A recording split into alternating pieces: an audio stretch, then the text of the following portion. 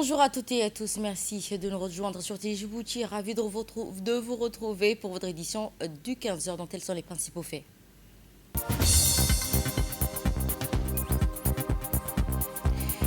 La République de Djibouti commémore ce samedi 27 juin 2026 le 49e anniversaire de son accession à l'indépendance, une date historique marquée par des cérémonies officielles, des manifestations populaires et un grand défilé militaire. La Coupe du Monde 2026 poursuit son rythme effréné avec des performances remarquées des grandes nations de football. D'abord, permettez-moi de vous souhaiter bonne fête à toutes et à tous ceux qui nous rejoignent sur Djibouti et à tous les Djiboutiens vivant à l'intérieur ou à l'extérieur de la nation. 49 ans après avoir conquis sa liberté, Djibouti célèbre avec fierté un parcours marqué par la paix, la stabilité, le développement, tout en réaffirmant son engagement en faveur d'un avenir toujours plus prospère. Après plusieurs semaines de préparation et de mobilisation à travers l'ensemble du territoire national, les Djiboutiens et Djiboutiennes célèbrent ce samedi 27 juin 2026 le 49e anniversaire de l'accession de leur pays à l'indépendance. Cette date historique demeure le symbole de la liberté retrouvée, de la souveraineté nationale, de l'unité d'un peuple djiboutien uni et fort. Comme le veut la tradition, le point d'orgue des festivités a été marqué par la cérémonie officielle et le grand défilé militaire organisé à l'esplanade de Tora Bora, dans la commune de Balbala, sous la présidence de son Excellence, le chef suprême de l'armée, Ismaël Omar Guelleh, placé sous le signe du patriotisme, de la cohésion sociale et la reconnaissance de cette célébration qui revêt une portée toute particulière pour l'ensemble des Djiboutiens. Elle constitue un moment des mémoires, d'hommage aux femmes et hommes qui, au prix d'immenses sacrifices, ont conquis l'indépendance. 49 ans après le recouvrement de son indépendance, la République Djibouti poursuit avec détermination son œuvre de construction sociale. Sous la conduite du président de l'armée, son Excellence Ismaël Omar Guelleh, le pays a consolidé ses institutions, renforcé sa stabilité politique et sécuritaire, modernisé ses infrastructures et affirmant ainsi son rôle stratégique ainsi que son influence sur la scène régionale et internationale. Au-delà de sa dimension commémorative, cette journée nationale offre l'occasion de réaffirmer l'attachement profond du peuple djiboutien aux valeurs qui fondent la nation, l'unité, la paix, la solidarité et la stabilité de la cohésion sociale. Ces acquis préservés depuis l'indépendance demeurent les principaux leviers de développement économique et social, ainsi que les garants d'un avenir prometteur pour les générations futures. À travers tout le pays, de la capitale aux régions de l'intérieur, un climat de fête, de fierté, de communion nationale anime cette célébration.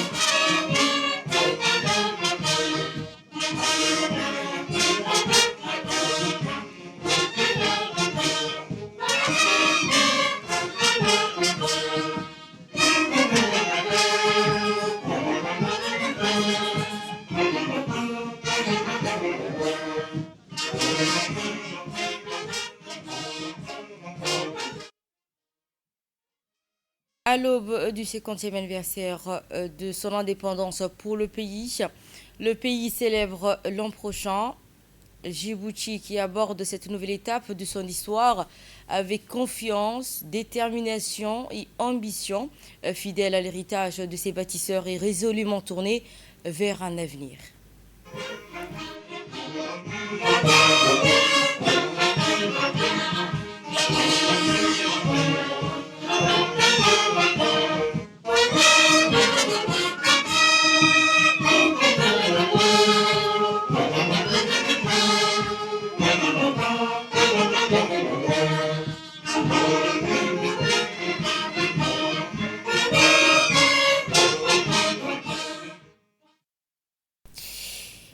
Après un déploiement marqué par la discipline, la rigueur et la fierté nationale, les forces de défense et de sécurité djiboutiennes ont offert une démonstration de leur performance à l'occasion du traditionnel défilé militaire commémorant le 49e anniversaire de l'indépendance nationale.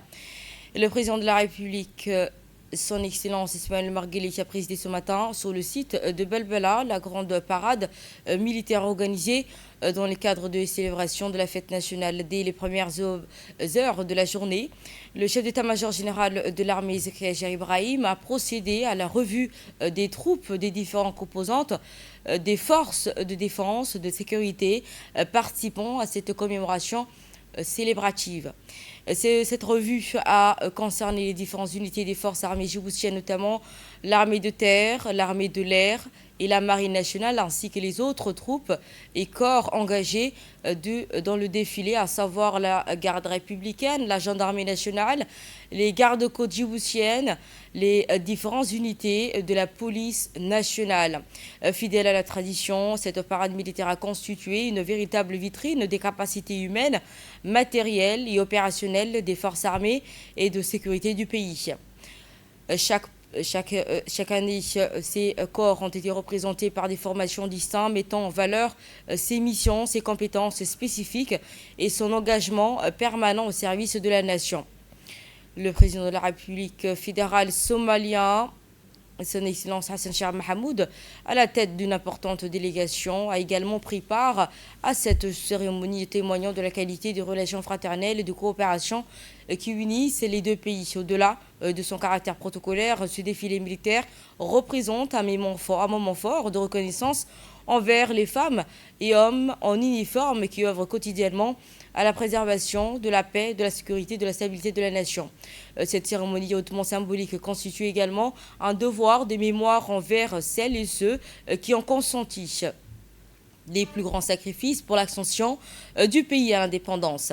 Elle reflète aussi les avancées enregistrées par la République Djibouti dans plusieurs secteurs de développement sous la conduite du président de la République, son Excellence Ismaël Marguerite, et témoigne de la volonté nationale à poursuivre l'œuvre de construction et de modernisation du pays.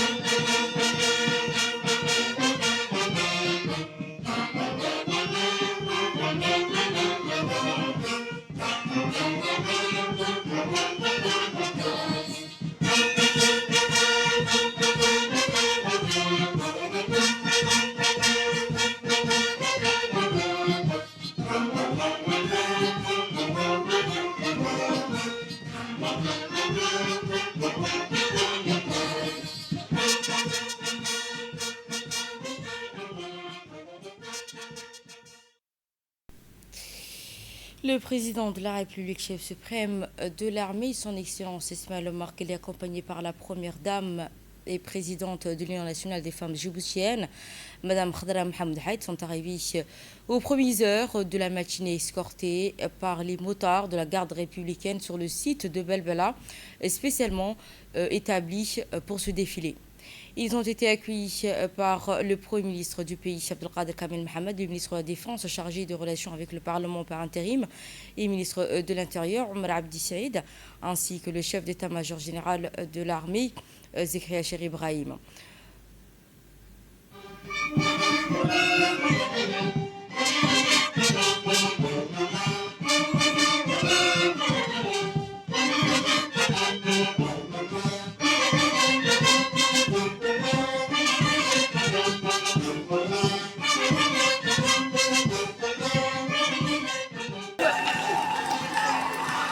Excellence, Monsieur le Président de la République, chef du gouvernement, chef suprême des armées, à l'occasion du défilé militaire marquant le 49e anniversaire de l'indépendance nationale, colonel-major Ali Chahine, commandeur de troupes, les devoirs de l'excellence, Monsieur le Président.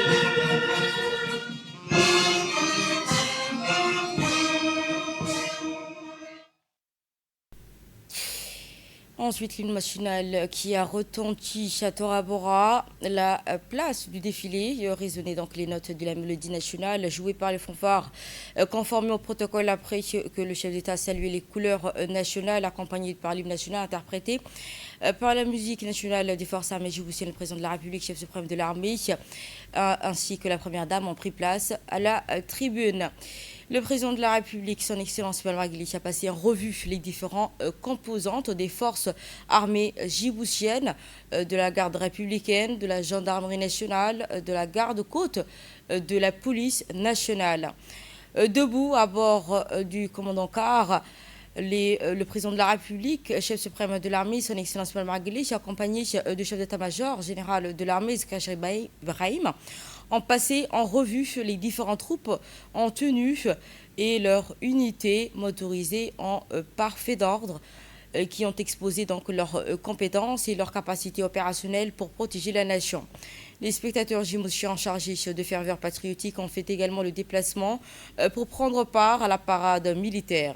Cette revue des troupes qui a été réalisée avec rigueur et sonalité reflète également l'unité, la cohésion entre les différents composants des forces armées djiboutiennes pour assurer la sécurité nationale et contribuer ainsi également au maintien de la paix et à la stabilité dans le pays et dans les régions. Cette parade militaire mobilisant ainsi 4247 hommes et femmes issus des différentes unités des forces armées djiboutiennes.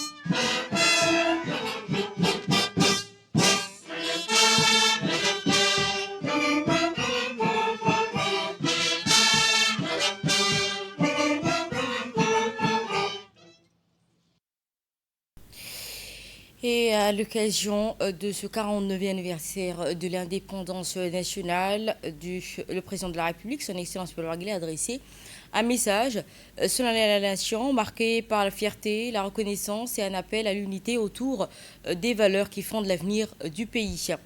Dans son message à la nation, le chef de l'État a exprimé ses chaleureuses félicitations à l'ensemble des Djiboutiens et Djiboutiennes, saluant cette date historique qui symbolise la liberté retrouvée, la souveraineté nationale et l'attachement du peuple aux valeurs de la solidarité et de vivre ensemble. Le président Guelleh a souhaité que cette commémoration constitue une nouvelle occasion de renforcer les liens qui unissent les citoyens autour d'une même vision fondée sur la communauté d'intérêts, du destin et des valeurs partagées. Évoquant ainsi les acquis enregistrés par le pays, le chef de l'État a souligné que la stabilité durable de Djibouti, sa résilience face aux crises internationales successives, ainsi que des nombreux atouts constituent des fondations solides. Le président de la République a également rendu hommage à l'ensemble des forces vives du pays qui contribuent au progrès réalisé. Il a notamment salué le rôle essentiel des forces armées, de la sécurité dans l'engagement quotidien garantit la protection du territoire, des biens et des personnes. Officiers, sous-officiers, soldats, hommes de rang, vous êtes l'épine dorsale sur laquelle repose la quiétude et la sérénité de notre société, a déclaré le chef de l'État, exprimant au nom de la nation toute sa reconnaissance et sa gratitude envers ces hommes et femmes engagés au service du pays. Le chef de l'État a également adressé ses encouragements à la population active, soulignant son rôle déterminant dans la construction économique et sociale de Djibouti. Je tiens à étendre mon estime et ma reconnaissance à notre population active qui s'emploie chaque jour à concrétiser des prestations indispensables à notre indépendance et à notre essor économique, a-t-il indiqué. Abordant les défis économiques et internationaux, le chef de l'État a rappelé les efforts engagés par le gouvernement pour préserver le pouvoir d'achat et maintenir un niveau de vie digne pour les citoyens malgré les répercussions des crises régionales et internationales. Nous avons résolument conduit des politiques proactives qui permettent de préserver autant que possible un niveau de vie digne pour les citoyens djiboutiens, a-t-il souligné en substance. Il a également mis en avant le renforcement des mécanismes de solidarité nationale en faveur des populations vulnérables et les ménages à revenus modestes, ainsi que la poursuite d'une stratégie de développement économique visant à consolider les bases d'une croissance durable. En conclusion, dans son message, le chef de l'État a lancé un appel à la mobilisation collective en perspective du 50e anniversaire de l'indépendance qui sera célébré l'année prochaine. Plus que jamais, faisons du prochain anniversaire celui du 50e de notre indépendance, une célébration à la hauteur de notre histoire et à notre grandeur, a-t-il déclaré. Il a également invité ses compatriotes à faire de cette échéance un moment d'expression et de leur fierté nationale, à leur attachement profond à la patrie et leur engagement commun pour l'avenir de Djibouti, avant de renouveler ses vœux de bonheur, de paix, de prospérité à l'ensemble du peuple djiboutien. Et pour la circonstance de la célébration de cette fête nationale, le chef de l'État a reçu des messages de félicitations. Le chef de l'État, son Excellence Guelleh, a reçu des télégrammes de félicitations de son homologue chinois, Xi Jinping, à l'occasion de la fête nationale. Dans son message, le président chinois a adressé au nom du gouvernement et du peuple chinois ses sincères félicitations ainsi que ses meilleurs vœux de bonheur à la population djiboutienne. À l'occasion de ce 49e anniversaire de l'indépendance de la République djibouti, je tiens au nom du gouvernement et en mon nom propre vous adresser mes félicitations et mes sincères vœux de bonheur à la population djiboutienne. J'accorde d'ailleurs une grande importance au développement des relations sino-djiboutiennes et j'entends travailler avec vous et approfondir sans cesse une coopération indéfectible. Le président de la République a également reçu un message similaire de son homologue le roi Charles III du Royaume-Uni à l'occasion de cette célébration de la fête nationale. Moi et mon épouse adressons à la nation djiboutienne une excellente fête. Le roi Charles III a exprimé ainsi le souhait de voir les relations entre les deux nations continuer à se renforcer, notamment au développement et face aux défis communs auxquels le monde est confronté. Dans le même esprit, Sa Majesté Hamad ibn Issa al-Khalifa, roi du royaume de Bahreïn, a adressé à son tour un télégramme de félicitations au président de la République et à la nation djiboutienne. Nous avons le plaisir de vous adresser en mon nom propre et au nom de mon peuple, celui du royaume de Bahreïn, nos sincères félicitations et nos meilleurs vœux, a-t-il écrit le souverain bahreïni, exprimant ainsi également ses vœux de santé, de bonheur et de réussite au chef de l'État. Au-delà des messages émanant des chefs d'État et de gouvernement des pays frères et amis, plusieurs personnalités à la tête d'organisations régionales, continentales et internationales ont également adressé leur message de félicitations au président de la République et au peuple djiboutien. C'était notamment le cas de Louise, la secrétaire générale de l'Organisation internationale de la francophonie, qui a transmis ses vœux au président Guelleh au moment où le peuple djiboutien s'apprête à célébrer sa fête du 27 juin. C'est avec beaucoup de plaisir que je vous adresse mes félicitations les plus sincères ainsi que celles de l'Organisation internationale de la francophonie, a-t-elle écrit. La secrétaire générale de la francophonie s'est également réjouie de la prochaine organisation à Djibouti en octobre prochain de la mission économique et commerciale de la francophonie, un rendez-vous majeur pour la promotion des échanges économiques au sein de l'espace francophone, avant de renouveler ses vœux de succès, de prospérité au peuple djiboutien tout entier. Ces nombreux messages de félicitations illustrent ainsi le rayonnement diplomatique de Djibouti et la place qu'occupe la nation dans les relations avec ses partenaires régionaux et internationaux. Place au magazine de cette édition. Djibouti, une histoire de résilience et de résistance, des sacrifices de ces anciens combattants aux luttes pour la préservation de son identité. L'histoire de Djibouti est celle d'un peuple qui, au fil des décennies, a su préserver son identité, sa culture et ses aspirations à la liberté face aux bouleversements provoqués par la colonisation.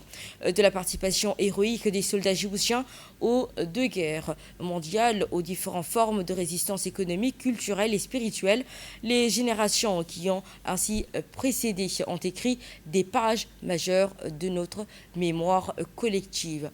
Un grand format de la rédaction commenté par Samantha Saïd.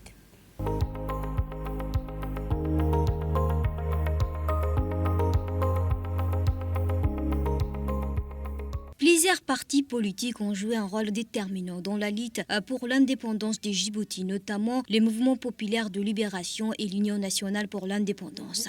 La Ligue populaire africaine pour l'indépendance, fondée en février 1972, a également été un acteur clé de ces processus. Ce parti est né de la fusion des trois mouvements, la Ligue populaire africaine, dirigée par Hassan Gouled Abtidon, la Ligue pour l'avenir et l'ordre d'Ahmed Dini et l'AGB d'Idriss Farah Abani. Hassan Gouled Abtidon en était le président et Ahmed Dini le secrétaire général.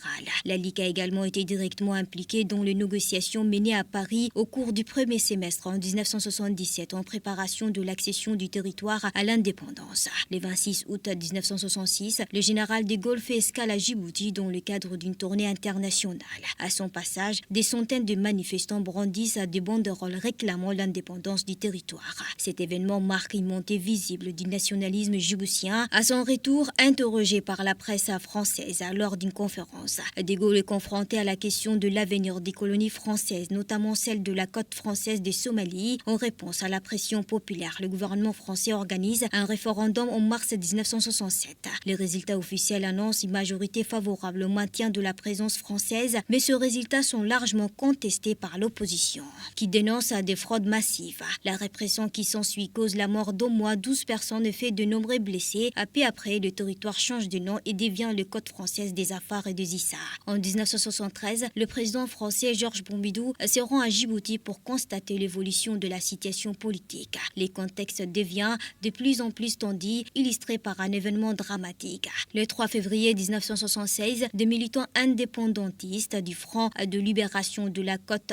de Somalie prennent en otage les passagers du bus scolaire et les conduisent jusqu'à Loada, un poste frontière avec la Somalie. Cet acte met en lumière les difficultés croissantes de la France à maintenir sa présence coloniale à Djibouti et constitue une étape majeure vers l'indépendance du territoire. L'année suivante, en 1977, un référendum est organisé. Plus de 99% des votants se prononcent en faveur de l'indépendance. L'indépendance est officiellement proclamée le 27 juin 1977, marquant ainsi la fin de la domination coloniale française. Hassan Gouled Abtidon devient ainsi le premier président de la République de Djibouti, tandis qu'Ahmed Dini Ahmed est nommé Premier ministre.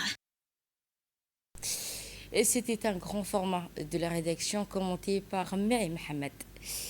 Dans la page sportive de cette édition, récompensant ainsi l'excellence sportive et la détermination de la jeunesse djiboutienne, le secrétariat d'État chargé au sport a rendu hommage à 2 jeunes athlètes qui ont brillamment porté les couleurs nationales en décrochant les médailles d'or aux Jeux arabes. Le secrétaire d'État chargé au sport a reçu donc ce matin un sport donc, qui revient sur les prestations de tennis.